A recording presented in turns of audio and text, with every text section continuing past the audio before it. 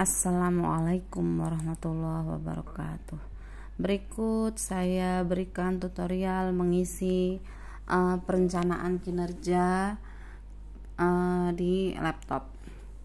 Pertama-tama kita buka dulu Chrome-nya. Nah, setelah itu kita cari PMM gitu aja ya. PMM di laptop kita. Habis itu paling atas tuh lihat yang ini yang ada logo ini. Kemudian klik aja. Ini karena punya saya sudah login maka langsung begini. Kalau belum login masukkan aja akun belajar ID-nya. Langsung ke sini.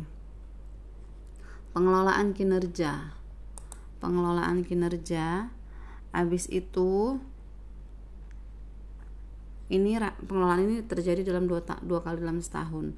Langsung aja klik ke yang di sini karena punya saya sudah, langsung aja klik yang di ujung sini ya. Rencana kinerja. Ini bacaannya beda karena punya saya sudah. Nah, di sini kita pilih kita mau praktik pembelajaran itu mau fokusnya kemana? Mau fokus ke metode kah? Mau fokus ke dimensi psikologis kah gitu ya, mau apa aja yang kita mau fokusnya kemana. Disiplin positif kalau aku lebih ke metode kayaknya, upaya pembelajaran yang memfasilitasi kolaborasi dan komunikasi peserta didik gitu ya. Misalnya langsung disimpan draft. Aku tadi malam sudah buat, ternyata lupa tak simpan karena sudah ketiduran. Simpan draft. Oke, berhasil disimpan. Kemudian kalau dia kesini lagi lanjutkan ke rencana kinerja. Di sini ada bacaan ke pengembangan kompetensi, lanjut ke situ. Nah, di sini kita bisa membuat di sini beberapa kegiatan, tapi kita nggak tahu nanti ini terlaksana atau tidak.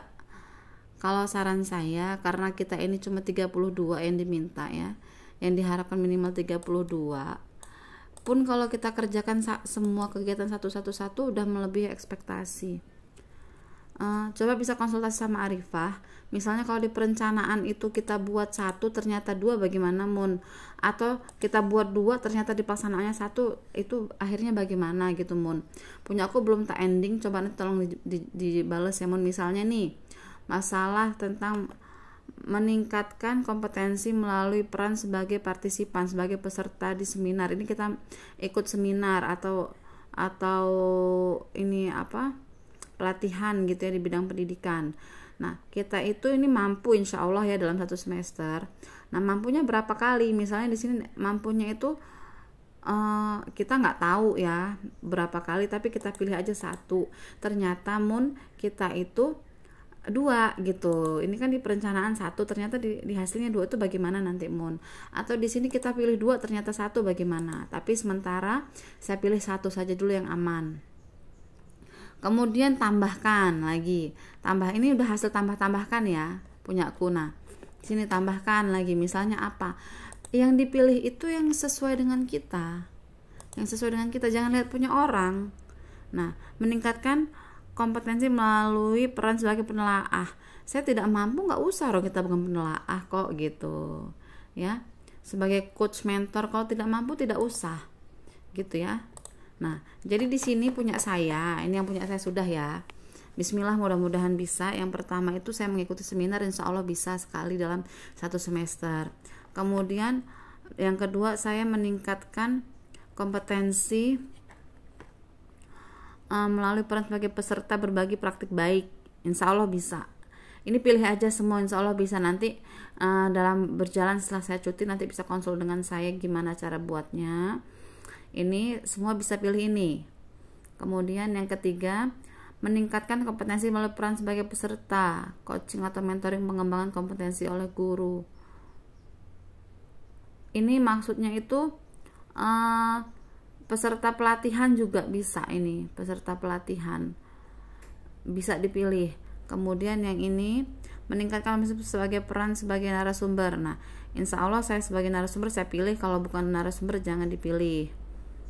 Kemudian meningkatkan kompetensi sebagai peserta pelatihan. Pilih aja nomor 5 ini dipilih ya, peserta pelatihan. Oh enggak, nomornya tuh enggak ini enggak nggak urut, terserah, ini sesuai dengan yang saya klik. Punya saya nomor 5. Kemudian selanjutnya meningkatkan kompetensi sebagai peran sebagai penyusun cerita praktik baik. Penyusun cerita praktik baik ya. Mana sih? Mana? Peserta pelatihan mandiri, pilih aja berapa. Nah ini makanya nanti tanyain sama konsultasi sama, tanya sama Arifah, kalau di perencanaan itu ternyata ada 1 kita laksanakan 2 bagaimana. Ini nih di PMM maksudnya, pelatihan mandiri di PMM ya. Kemudian selanjutnya meningkatkan kompetensi sebagai penyusun cerita praktik yang di praktik baik. Ini best practice bisa dipilih. Nomor 7 yang punya saya nomor 7 ini best practice bisa dipilih. Kemudian nomor 8 penyusun perangkat ajar. Kalau saya insya Allah bisa, yang saya bagikan nanti ke PMM. Ini ada 24 poinnya, perangkat ajar lengkap. Kemudian nomor 9 punya saya ini apa? Sebagai penggerak komunitas. Ini nggak usah dipilih karena penggerak komunitas itu di KKG nggak usah dipilih ya. Udah itu aja punya saya ada 9 poin, udah ada 108. Itu pun satu-satu semua. Makanya nanti tanya sama Arifah, kalau kata Arifah kalau di perencanaan 1 ternyata 2 tuh bagaimana, nanti bisa diganti. Selanjutnya tambah ke simpan draft dulu, disimpan dulu. Setelah itu ke tugas tambahan. Tugas tambahan kita nggak ada tugas tambahan apa-apa. Yang ada itu kita nggak ada. Kalau kayak Arifah gitu ada lah ya. Pokoknya yang ada tugas tambahan boleh diisi, yang nggak ada nggak usah. Terus ke perilaku kinerja.